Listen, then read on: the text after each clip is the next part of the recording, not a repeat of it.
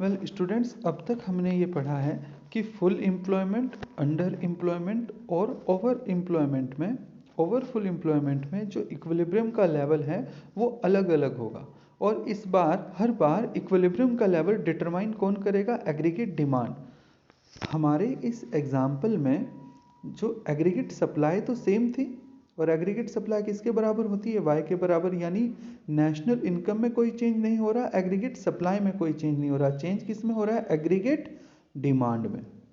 ठीक है, तो आज का हमारा पॉइंट है determination of equilibrium output under fix price model. अब फिक्स प्राइस मॉडल का क्या मतलब होता है? That under fix price model the equilibrium of output is of final good is determined solely by the aggregate demand. यानी aggregate demand के द्वारा ही equilibrium के पॉइंट को हम ढूंढकर बताएंगे। यह है हमारा क्या? Fix price model. अब अगर हम बात करें एग्रीगेट डिमांड की, तो aggregate demand is equal to C plus I. Wait a while, yes, aggregate demand is equal to C plus I. Aggregate demand के दो ही कंपोनेंट हैं। अब सी में क्या होता है? सी का मतलब है, यहाँ पे हम पढ़ चुके हैं इक्वेशन में, सी बार प्लस बी वाई। अब वाई यानी कि एस तो हमने कांस्टेंट माना हुआ है। ऑटोनोमस कंजम्पशन हमारा मिनिमम कंजम्पशन है, वो अब चेंज नहीं होगा लाइफ को सस्टेन करने का। तो चेंज केवल एक चीज हो सकती है, क्या? वो है बी।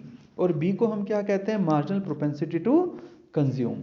ठीक है, MPC।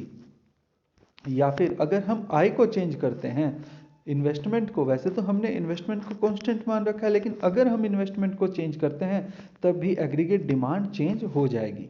तो एग्रीगेट डिमांड चेंज होगी, कम या ज़्यादा होगी। उसके दो फैक्टर हैं, एक है फैक्टर कंजम्पशन एक्सपेंडिचर और दूसरा फैक्टर है इन्वेस्टमेंट। और कंजम्पशन एक्सपेंडिचर सी में भी कंजम्पशन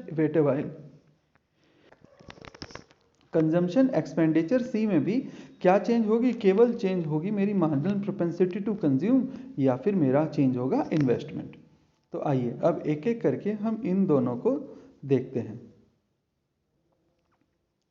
देखिए यहाँ पर भी यही बात है कि aggregate demand is equal to C bar plus B Y plus change in investment. तो यहाँ पर ऑटोनोमस कंजम्पशन और इन्वेस्टमेंट को अगर हम एक साइड कर दें तो is plus B and Y.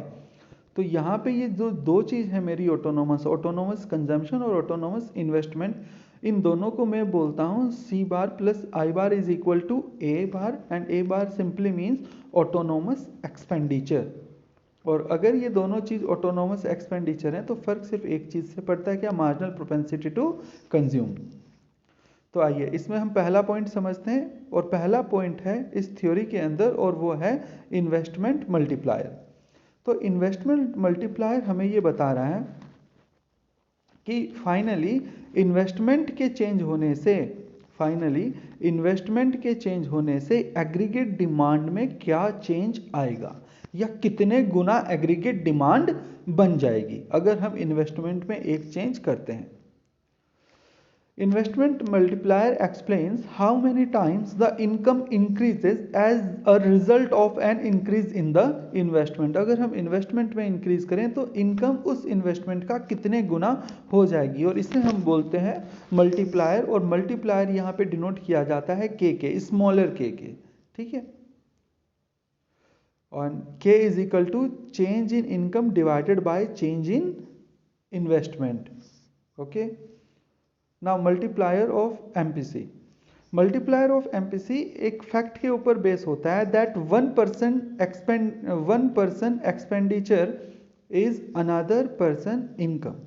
यानी एक पर्सन का खर्चा दूसरे पर्सन की इनकम होती है इकोनॉमिक्स में। अगर आप कहीं से पेन खरीदते हैं और उस 10 रुपये के पेन के बदले में आप 10 रुपये दे रहे हैं, तो वो 10 रुपये आपके लिए तो एक्सपेंडिचर है, लेकिन जिसने आपको पेन दिया उस शॉपकीपर के लिए वो 10 रुपये की इनकम है। ठीक है, MPC has direct relationship with the value of multiplier.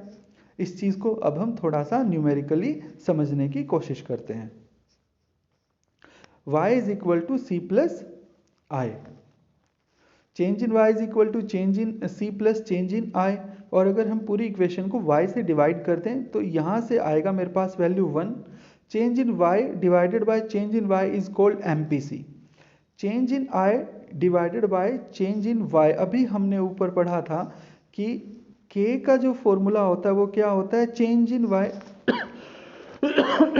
Sorry, change in y divided by change in I। लेकिन अगर कहीं चेंज इन I है divided by change in y upon change in y, तो ये simple है 1/k का formula, क्योंकि यहाँ पर ये रेसिप्रोकल हो चुका है। इसी वजह से ये फॉर्मूले को हमने यहाँ पर इस वाले पार्ट को लिखा है 1/k। यहाँ से सिंपल मैं एक फॉर्मूला डिराइव कर सकता हूँ that k is equal to 1 divided by MPC, और हमें ये पता है MPC plus MPS is equal to 1।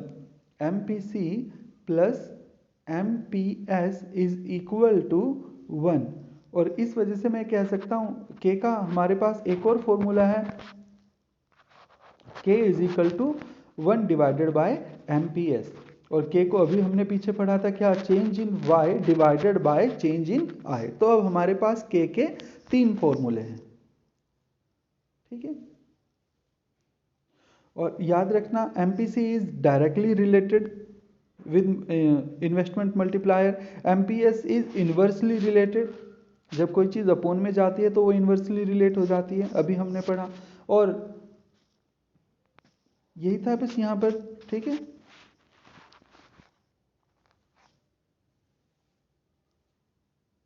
चलिए इसको भी इसी वीडियो में कवर करते हैं, that maximum value of multiplier and minimum value of the multiplier. तो देखिए मल्टीप्लायर की मैक्सिमम वैल्यू कब मिलेगी, जब हमारी मार्जिनल प्रोपेंसिटी टू कंज्यूम 1 हो जाएगी, यानी कि अगर हमारे पास 1 रुपया है और 1 ही रुपये को हम अपने कंजम्पशन में लगा देते हैं, तो इस कंडीशन में ये होगा कि मल्टीप्लायर, क्योंकि हम कंजम्पशन कर रहे हैं, एक की एक्सपेंडिचर दूसरे का इनकम है, तो इनकम बढ़ेगी, एग्रीगेट डिमांड बढ़ेगी, ठीक है।